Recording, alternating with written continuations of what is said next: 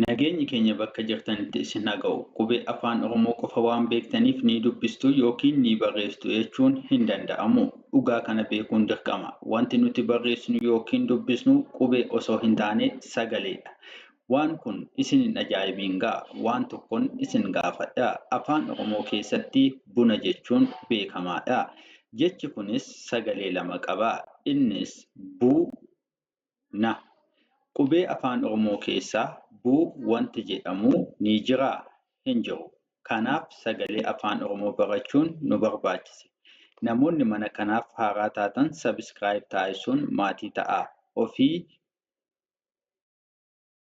Ofii laayik gochuun hiriyoota keessaniif sheer taasisuun nu deeggaraa. Namoonni sarara keessoon barachuu barbaadan gama Imoo, Waatsaappii fi Teelegiraamiitiin nuuf bilbilaa. Fageenyi nu hin daangessu.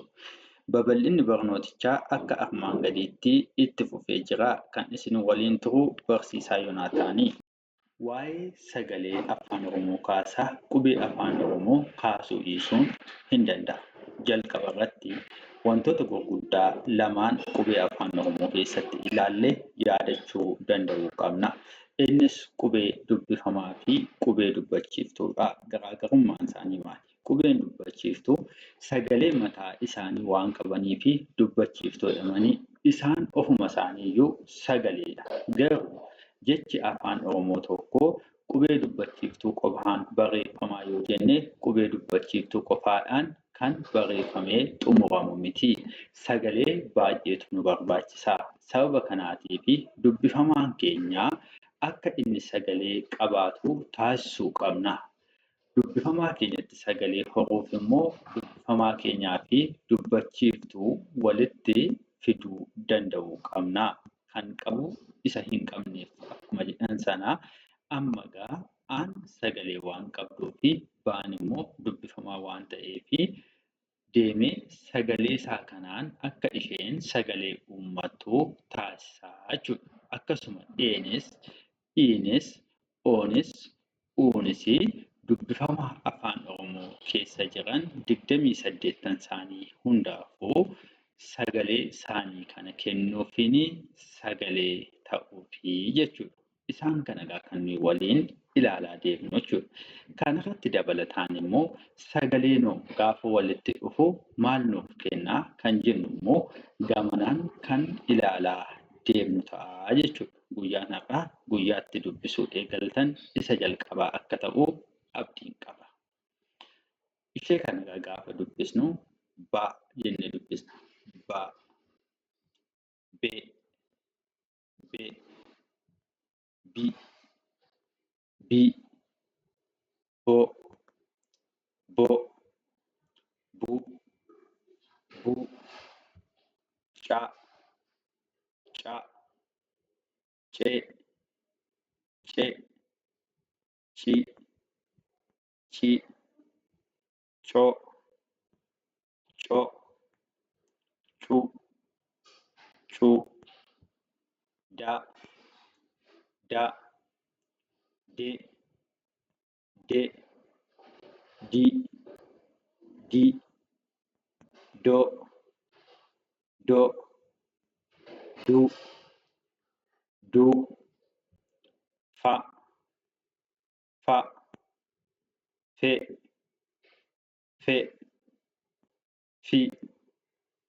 fi, foo, foo, fu, fu. Sagaloota kana gamma bartaniitu jirtu.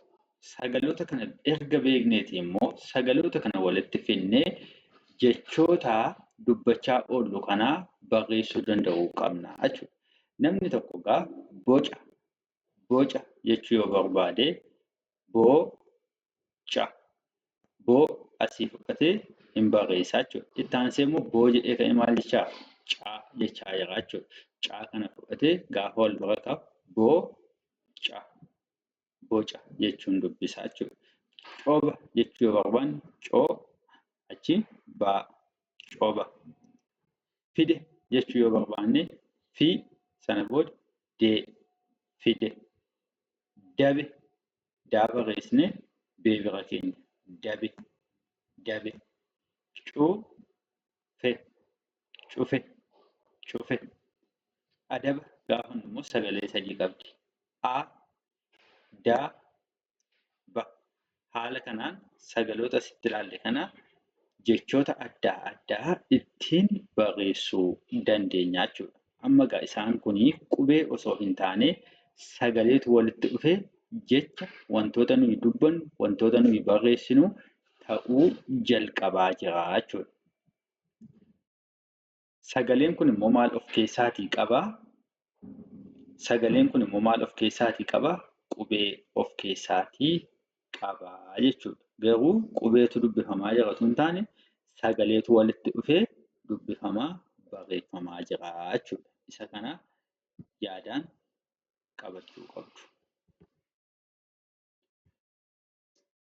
Ga, ga, ge, ge, gi, gi, go, go, gu, gu, ha, ha, he, he, hi, hi, ho, ho, hu, hu, ja, ja, je, je, ji, ji, jo, jo, ju, ju, ka, ka, ke, ke, ki, ki, ko, ko, ku, ku, la, la, le, le, li, li, lo, lo, lu, lu. Sagaloota kana immoo egaa walitti finnee jechoota ittiin haa ijaaru.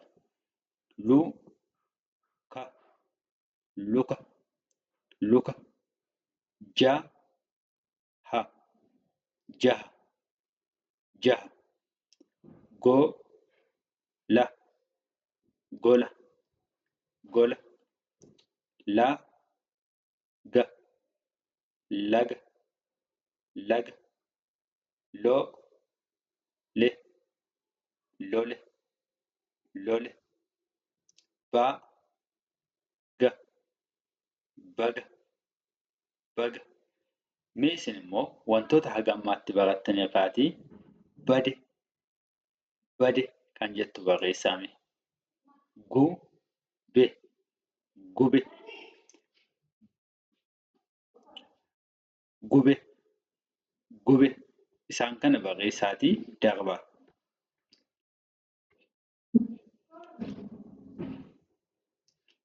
Ma, ma, me, me, mi, mi, mo, mo, mu, mu, na, na, ne, ne, ni, ni, no, no, nu, nu, pa, pa, pe, pe, pi, pi, po, po, pu, pu, ka, ka, ke, ke, ki, ki, ko, ko, ku,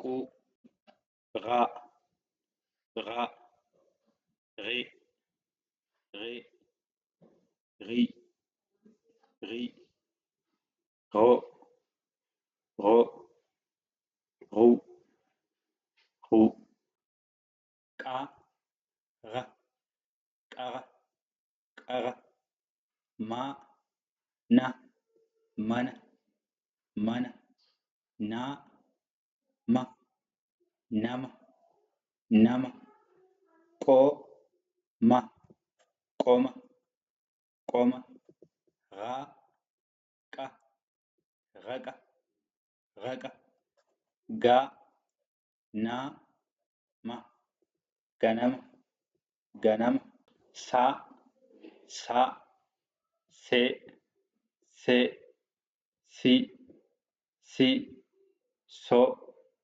so, su, su, ta, ta, te, te, ti, ti, to, to, tu, tu, va, va, ve, ve, vi, vi, vo, vo, vu, vu, wa, wa, we, we, we, wo, wo, wu, wu, qa, qa, xe, xe, xi, xi, xo, xo, xu, xu.